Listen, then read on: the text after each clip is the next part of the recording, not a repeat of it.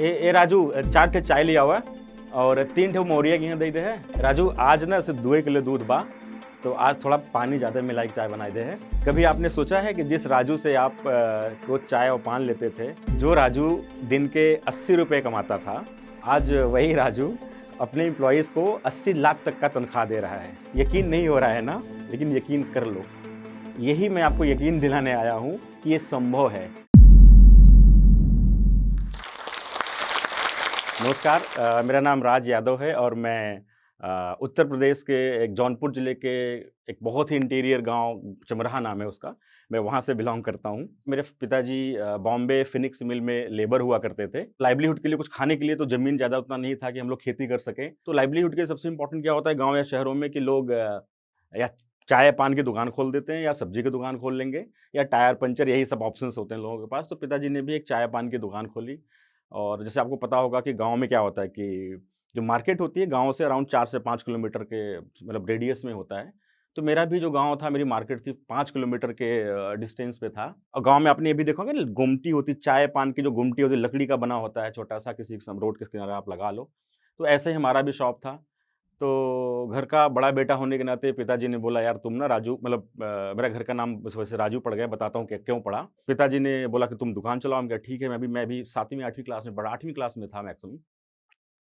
फिर क्या हुआ कि मेरी दुकान जो है, जहाँ पे मेरी दुकान थी, उससे जस्ट मतलब 500 मीटर गवर्नमेंट स्कूल हुआ करता था, वहाँ पे मैंने एडमिशन कराया पिताजी ने। तो मेरा डेली का जो रूटीन हुआ करता था कि फिर पिताजी सुबह दूध लेके, 3 लीटर मेरी खुद की भैंस थी, उसी का 3-4 लीटर दूध होता था, वही लेके आते थे। और तब तक मैं सुबह उठ के फटाफट दुकान-वुकान सफाई कर लेता। गुमटी होता तो पहले भट्ठी, कोयले की भट्ठी यूज़ होती, तो भट्ठी लगाना पड़ता था। तो मैं भट्ठी लगाता था और फिर बगल में सरकारी हैंडपंप था, उसी हैंडपंप पे बढ़िया से जाके नहाता था। नहा के पिताजी आ जाते थे, तब तक मैं 1-2 राउंड चाय और पान का शुरू कर देता था। गाँव में क्या होता है 6-7 बजे मार्केट खुल जाती है और लोग आ जाते हैं। पिताजी जब फिर लेके आते थे अपना, फिर खाना-वाना घर से ही उस टाइम ले आते थे, हम खाना खा के फिर स्कूल चले जाते थे। फिर शाम को 4 बजे स्कूल छूटता था।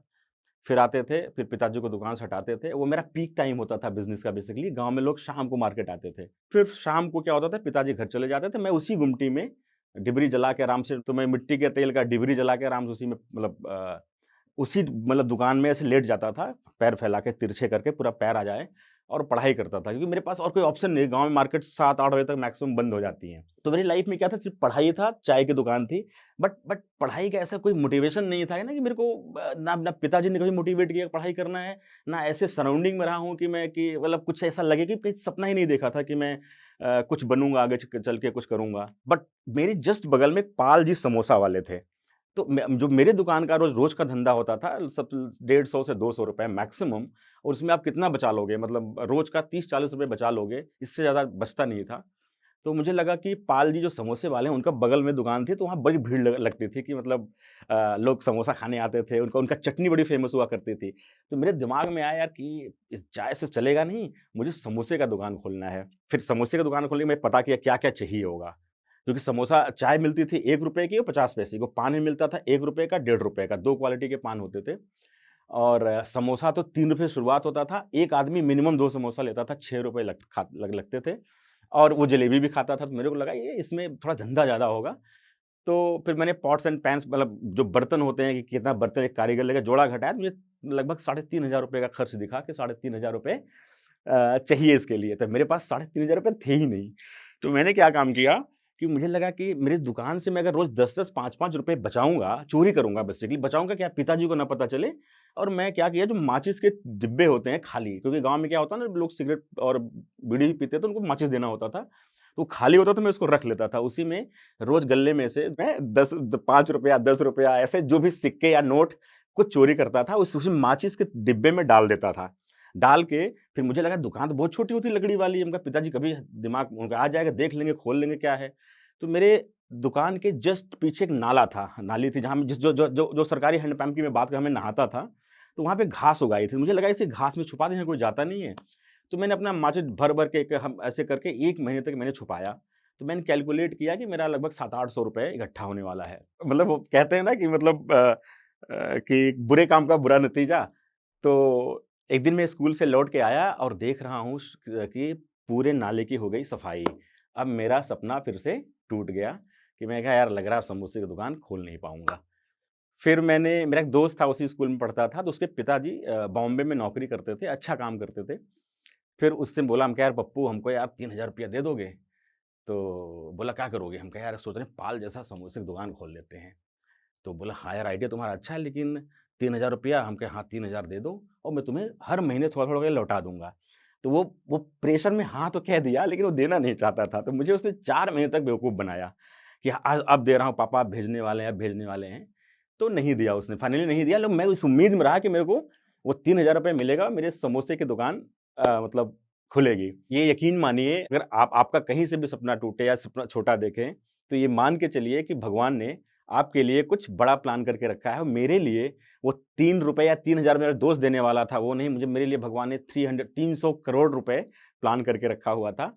तो हुआ यूँ कि जब मुझे पैसे नहीं मिले मेरे दोस्त से, तो फिर मैं इसी उम्मीद में रहा, तब तक मेरा 10th आ गया और 10th में मैं टॉप कर गया, मतलब फर्स्ट डिवीज़न आना बहुत बड़ी बात होती थी उस टाइम। फिर वहाँ से मेरे को आया मोटिवेशन, तो लोग मुझे ना जो राजू-राजू करते थे, थोड़ा बदतमीज़ क्या होता है ना, आप जब छोटे गरीब रहते हो ना, तो आपको है या तो चाय लेके आना, ए पान लगाना, पैसा लिख लेना, कल दूँगा, ऐसा जो बदतमीज़ी से बात करते थे, थोड़ा मेरा लोगों का थोड़ा नज़रिया चेंज हुआ। लोग बोले, "यार ये तो टॉप कर गया है।" मतलब राजू, मेरा नाम राजू पड़ गया बेसिकली, कि राज अच्छा नहीं लगता ना, राजू लोग बोलना शुरू कर दिए थे।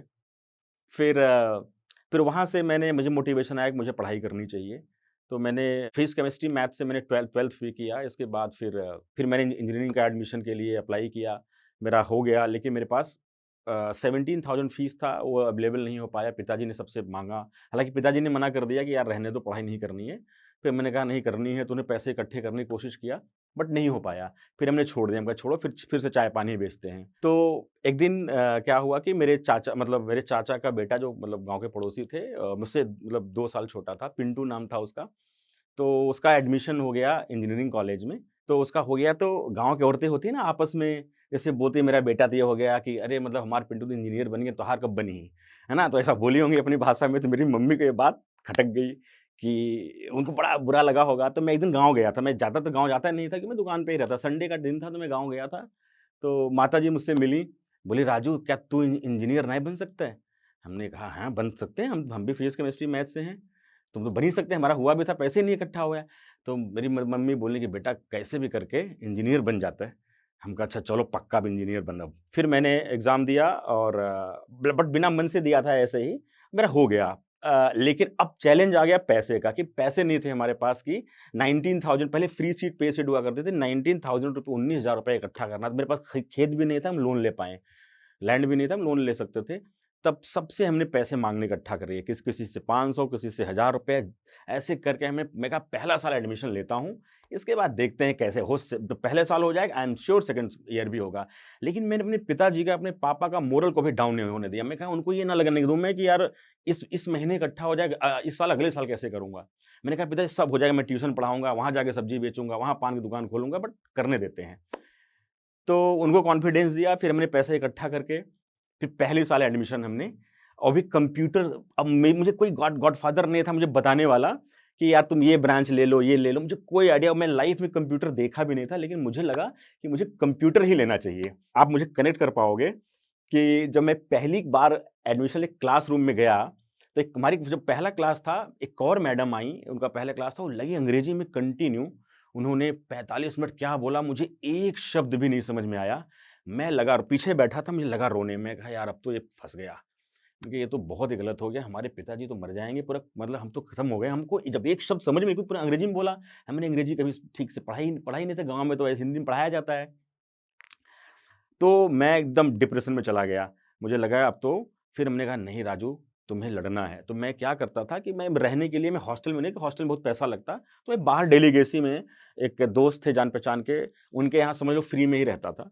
वो मुझे अपना आश्रय दिए थे, अरुण तिवारी जी हमारे एक दोस्त थे। का शीशा लगा था, मैं खूब जाके अंग्रेजी में रैपिडेक्स, मैं सुना कि रैपिडेक्स इंग्लिश स्पीकिंग कोर्स बहुत अच्छा होता है। तो मैंने वही मँगवाया। उनसे बोला, हम कहा गुरुजी कैसे दिला दीजिए। मैंने अंग्रेजी थोड़ा पढ़ना शुरू किया।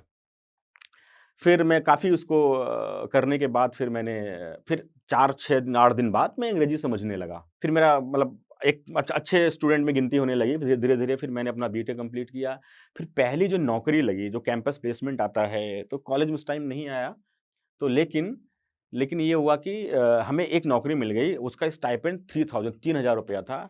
और 3,000 रुपया मेरे लिए 3 करोड़ के बराबर था, क्योंकि मेरे पास इतना नहीं था कि मैं खा सकूँ ठीक से, क्योंकि मैं कॉलेज टाइम में भी अपना फूड के लिए कि यार लइया समोसा खा लेता था, कि थोड़ा-सा लइया समोसा ज़्यादा देर तक डाइजेस्ट होगा, तो पैसे कम लगेंगे। दिल्ली में एक जगह है सागरपुर, जहाँ बहुत ही बेचारे लेबर लोग रहते हैं, वहाँ मैं ऑब्वियस सी बात है, मैं 3,000 रुपए में बहुत बड़ा घर मिलता नहीं। तो मैं एक सीढ़ी के नीचे सागरपुर में एक छोटा-सा घर लिया, 5 से 600 रुपए किराया था, और उसी घर में रहता था। और सुबह सागरपुर में अगर आप लोग दिल्ली कोई देखा होगा, तो आप देखोगे बाहर रेहड़ी लगा के लोग खाना खिलाते हैं, तो वहीं मैं खाना खा के सुबह और सीधा कुछ ₹10 का टिकट बस का लेके ऑफ़िस जाता था। फिर ऑफ़िस से बहुत बार कोशिश करता थोड़ा आग मतलब पैदल चल लूँ, और उसमें भी मैं ₹500 ₹600 बचा के पिताजी को अपने मनी ऑर्डर करता था। पहले मनी ऑर्डर बड़ा ही आसान होता था, उस समय पेटीएम नहीं था, तो मैं मनी ऑर्डर करता था, ₹500 पापा को, ₹2,500 मेरा खर्चा हो। तो मैंने खूब पागलों की तरह मेहनत किया मतलब अपनी कंपनी में। मैं पहला बच्चा ऐसा था जो मैं ऑफ़िस का लॉक ओपन करता था, और मैं ही वही आखिरी बच्चा वही होता था जो मैं ऑफ़िस का लॉक करके बाहर निकलता था। क्योंकि मुझे लगा कि मुझे ये अपॉर्च्युनिटी मिली है, मुझे ये जी भर के इसको मतलब मुझे अपने आप को प्रूव करना है। मुझे वो जुनून था, वो जिद था कि मुझे बेस्ट इंजीनियर बनना है। फिर मैं और भी कम धीरे-धीरे मैं इतना अच्छा काम किया कि मेरा 3 महीने में ही कंपनी ने मेरा मतलब ठीक-ठाक पैसा बढ़ा दिया। फिर मैं और बड़ी कंपनियों में गया। फिर ऐसा हुआ कि मैं विदिन 1 ईयर मेरा सैलरी लगभग 12 लाख रुपए हो गया। मतलब 1 लाख रुपया महीना, और रहने का घर-वर ठीक-ठाक।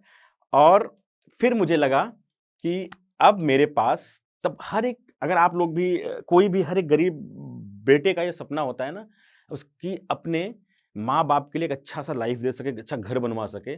वही मेरा भी सपना था कि मैं पैसे कमाऊँगा, सबसे पहले अपने मम्मी-पापा के लिए घर बनवाऊँगी। मेरा घर पूरा घास-फूस का था, मतलब मिट्टी वाला घर।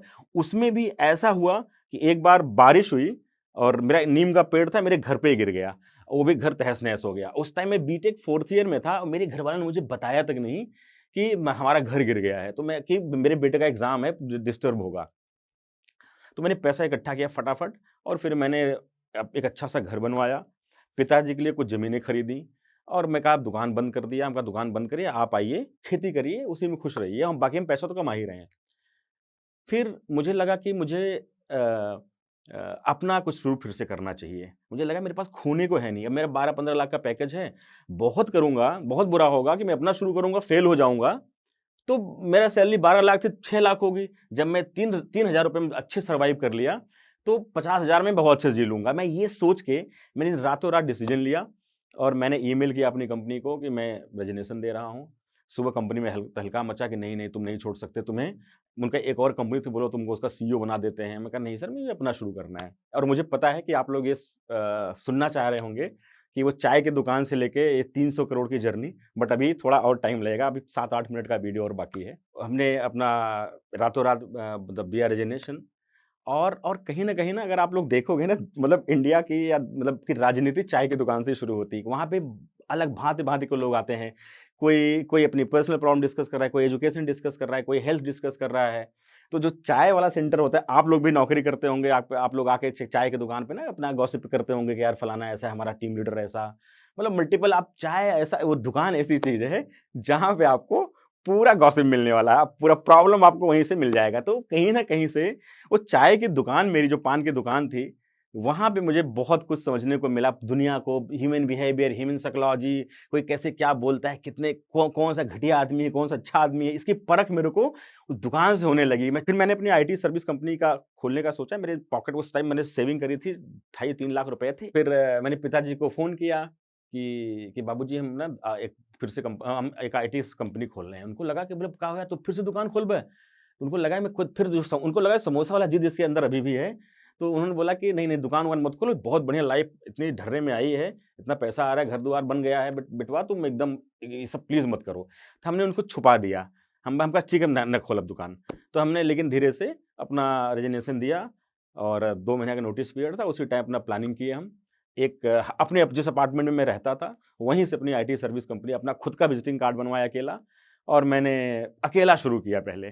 फिर धीरे-धीरे लोग आते गए उस आईटी सर्विस कंपनी में। फिर ऐसा हुआ कि लगभग 150-200 लोग उसमें आए, इंजीनियर्स थे। हमने काफ़ी काम किया, पब्लिक हेल्थ और एजुकेशन, रूरल पे बहुत ही काम किया हमने। तो कोविड का टाइम था, कोविड लास्ट स्टेज पे था, और मैं अपने गाँव गया था, तो मैं देखा कि मेरे स्कूल की बाउंड्री पे घास उग आई थी। तो मैंने पिताजी से बोला कि पिताजी या ये ग्रास कटर जो होता है मतलब कैंची, हम कहा यार कैंची मंगवा लीजिए बगल मार्केट से और थोड़ा पीजीआर मतलब बायो फर्टिलाइज़र होते हैं, मगर उस थोड़ा पौधों में डाल दो, पौधे सही हो जाएँगे। तो पिताजी ने मेरे छोटे भाई को भेजा लगभग 7-5 किलोमीटर मार्केट जो मेरी थी, वहाँ तो नहीं मिला। फिर उसने एक बड़ी मार्केट में गया, वहाँ भी नहीं मिला। फिर मैंने बोला कि एक काम करते हैं, मैं लखनऊ जाऊँगा, मैं लखनऊ से भेज दूँगा किसी न किसी के थ्रू। फिर उसी टाइम की बात है, मेरे पिताजी ने मुझसे बोले थे कि राजू मेरे लिए ना पिक्चर वाला फ़ोन ले आना, मतलब स्मार्टफ़ोन उनको चाहिए था। वो मतलब मेरे पिताजी लिटरेट हैं, तो उनको लगा कि मैं पिक्चर देखूँगा, थोड़ा टाइम पास करूँगा कोविड के टाइम पे, तो मैंने उस टाइम उनको फ़ोन लेके दे दिया था। 7-8 दिन की पुरानी, मैं 10 दिन की पुरानी बात हो गई जब मैं उनसे मिल के आया और फिर ऐसे हाल-चाल ले रहा था, उन्होंने बताया, "यार राजू वो तुम ग्रास कटर मतलब वो कैंची भेजना मत।" मैंने कहा, "क्यों?" बोले ना मैंने मँगा लिया। हम कहे कहाँ से? बोले इंटरनेट से। अब हमारा दिमाग खराब, कहा इंटरनेट से? बोले आप कैसे मँगा लिए? तो क्या हुआ कि वो यूट्यूब देख रहे होंगे, कहीं कुछ ऐड-वैड दिखा होगा, फिर उन्होंने उसपे मिस्ड कॉल किया, वहाँ से कॉल बैक आया, उन्होंने कॉल उठाया, बात किया और उसने एड्रेस-वैड्रेस पिन कोड लिया और सबसे इंटरेस्टिंग बात क्या थी, मेरे पिताजी को ये अच्छा लगा कि ये तो मतलब पैसा नहीं माँगी, मतलब इसने दे दिया, मतलब कैश ऑन डिलीवरी और 10 दिन में पहुँच गया प्रोडक्ट। तो वो मेरे लिए यूरेका मोमेंट था। मैं कहा यार दिस इज़ द राइट, मतलब राइट टाइम। मैं इसी को ढूँढ रहा था कि फार्मर की इनकम को फार्मर की प्रॉब्लम कैसे सॉल्व करूँ? टीम को बुलाया। सबसे पहले हम खुद के टेक्नोलॉजी वाले थे, तो हमने फटाफट अपना टेक प्लेटफ़ॉर्म डेवलप करना शुरू कर दिया, ई-कॉमर्स।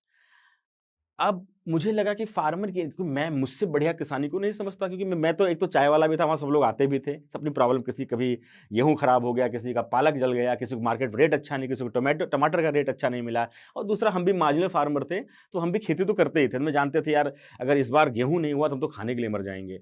अगर आलू नहीं हुआ तो मतलब फिर तो बवाल ही है। तो मुझसे बढ़िया है इसको कोई, तो मुझे लगा फार्मर की इनकम आप तब डबल कर सकते हो जब उसकी लागत को ठीक करोगे। लागत मतलब इनपुट को। इनपुट मतलब आप क्वालिटी सीड दोगे, आपको अच्छा फर्टिलाइज़र चाहिए, आपको बेस्ट प्रैक्टिसेज़ कैसे सोइंग करना है, कैसे ग्रोइंग करना है, कैसे हार्वेस्टिंग करना है। तो तो प्रॉब्लम तो मैं एकदम क्लियरली मैं समझता था, बट उस टाइम सॉल्यूशन नहीं समझा कैसे, लेकिन मेरे पापा के थ्रू मुझे यूरेका मोमेंट आ गया कि मुझे अब this is the right time. तो पहले तो मैं अकेला, सबसे पहले मैंने आईटी कंपनी सर्विस जो उसके उससे रेजिग्नेशन दिया। मैं कहा अब मैं आईटी कंपनी नहीं चलाऊँगा। मैंने मेरा मेरा एक सीनियर एम्प्लॉयी था, मैंने उसको बनाया सीओओ। मैंने कहा तो आप कंपनी सँभालो, मैं अब ये करने जा रहा हूँ। अब सोचिए मैं बनी-बनाई कंपनी मेरी, जो मुझे महीने का करोड़ रुपए कमा रही है, मैंने उसको छोड़ दिया और उसके हाल पे, मतलब ऑटो मोड पे। फिर मैंने अपना फटाफट सॉफ्टवेयर डेवलप करने के बाद मैं अकेला, उस टाइम मैं अकेला किया। फिर इसके बाद 2 बंदे और आए, 2 उनको बुलाया कि तुम लोग आ जाओ, हम लोग ये एग्री स्टार्टअप शुरू कर रहे हैं। घर के ही बच्चे थे वो। फिर हमने शुरुआत करी। तो सबसे पहले मैं यूपी में एक रायबरेली डिस्ट्रिक्ट पड़ता है, रायबरेली से हमने शुरुआत करा। सबसे पहले उस एक ब्लॉक को चूज़ किया, पहले 3 लोग मिलके। ब्लॉक में हमने पहले पेयर पार्टनर बनाए और अच्छी बात ये थी पहले ही सीज़न में फर्स्ट टाइम हमको लगभग 18 लाख रुपए का सीड का ऑर्डर आ गया। तो फिर मुझे लगा कि नहीं, अब इसको स्केल करने का टाइम था। हमने 4-5 ब्लॉक और में गए। फिर मुझे लगा ना कि जो इन थोड़ा यूपी जो थोड़ा छोटा, मतलब लखनऊ थोड़ा-सा यहाँ सीड कंपनी, जो मैन्युफैक्चरिंग कंपनी कम है या एग्रोकेमिकल जो मैन्युफैक्चरिंग करते हैं वो कम है। तो मैंने रातों-रात डिसीज़न लिया कि यार या तो महाराष्ट्र चलते हैं या तो बैंगलोर साइड चलते हैं। तो पता चला कि महाराष्ट्र में ज़्यादा कंपनीज़ हैं। तो मैंने रातों-रात डिसीज़न लिया, पूरा घर-वर छोड़ के शिफ्ट किया, हम पुणे चले गए। पुणे में अपना कॉर्पोरेट ऑफ़िस बनाया और फिर हमने, पहले हम 4 लोग थे, 4 लोग से होते-होते हमने, अभी इस टाइम हमारे ग्रामिक में अराउंड 250 एम्प्लॉयी हैं।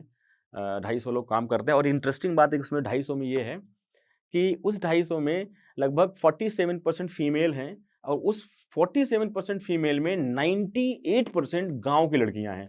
क्योंकि क्योंकि मैं ऐसे परिवेश से हूँ कि मेरी मेरी बहनें नहीं पढ़ पाईं कभी, क्योंकि मेरी बहन में मेरा मतलब पापा ऑब्वियस सी बात, पैसे भी नहीं थे, जो भी रीज़न्स रहे, पहले गाँव का ऐसा कल्चर बना है, बहनों को मतलब बेटियों को लोग कम वैल्यू देते हैं, लेकिन बच्चों को पढ़ाने की कोशिश करते हैं। ये तो मैं था, मैं ज़िद करके पढ़ लिया, नहीं तो मैं भी नहीं पढ़ पाता, मैं भी ऐसे ही रहता जैसे सब रहते हैं। तो मुझे लगा कि जब मेरी बहन नहीं पढ़ पाई तो मैं और लड़कियों को अपॉर्च्युनिटी देनी चाहिए। फिर जर्नी रही कि हमने आपसे बताया कि स्टार्टिंग हमने 8 लाख का हमने पहले महीने धंधा किया, फिर 1 करोड़ का किया, ऐसे करते-करते सिर्फ़ ग्रामिक को 2 साल हुए हैं और ग्रामिक ने अराउंड ढाई ढाई से 300 करोड़ का हमने अभी तक का रेवेन्यू किया है और इंडिया के टॉप एंजल अच्छे इन्वेस्टर्स, स्ट्रेटेजिक इन्वेस्टर्स हमारी कंपनी में हैं। मल्टीपल पार्टनर्स हैं हमारे, एक्सिस बैंक से लेके एसबीआई तक हमारे पार्टनर्स हैं। और अभी हमारे पास जो पीयर पार्टनर गाँव में 450-500 महिलाएँ हैं और 2026 तक हमारा टारगेट है कि हम लगभग 20,000 पीयर पार्टनर को और ऑनबोर्ड कर रहे हैं। तो लाइफ में ना छोटे-छोटे जो इवेंट्स होते हैं, छोटी-छोटी चीज़ें, देखो मेरे लाइफ में क्या हुआ, पहला कि मुझे वो 3,000 रुपए नहीं मिले और हमारा वो माचिस की तीली के डिब्बे गायब हो गए। और तीसरा कि हमारी मम्मी को वो ताना नहीं मिला मिला कि हमारा तो लड़कियाँ इंजीनियर बन गई, तुम्हारा नहीं बना।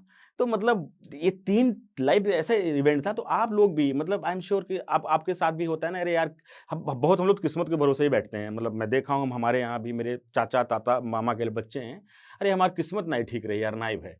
यार किस्मत होता है, जब तक आप खुद लगोगे नहीं, खुद भिड़ोगे नहीं, तब तक होगा। मैं अपना बता रहा हूँ, मैं तो कभी ना कभी ह हथेली पे किसी को दिखाऊँ, ना मैं ये सब करूँ। भगवान को पूजा भी करता हूँ, मैं उससे कभी माँगता नहीं कि मेरे को ये दो। मैं कहता बस मुझे सद्बुद्धि, शांति दो, बाकी तो हम कर ले जाएँगे। तो ये पागलपन, ये जुनून ना चाहिए। अगर आपको आपको लाइफ़ में अचीव करना है कुछ, तो एट द एंड मतलब लाइफ़ में ना जो भी शिद्दत से काम करो, कोई छोटी-सी अपॉर्च्युनिटी मिले या छोटा-सा भी कहीं कुछ आपको ट्रिगर दिखे, तो उसको ग्रैब करो, उस पे लगो, उस पे मेहनत करो और आई एम श्योर उस पे आप जीत आपकी पक्की होगी। इस वीडियो के बारे में अपनी राय नीचे कमेंट सेक्शन में हमें बताएं और अपने दोस्तों के साथ ये वीडियो शेयर करना ना भूलें।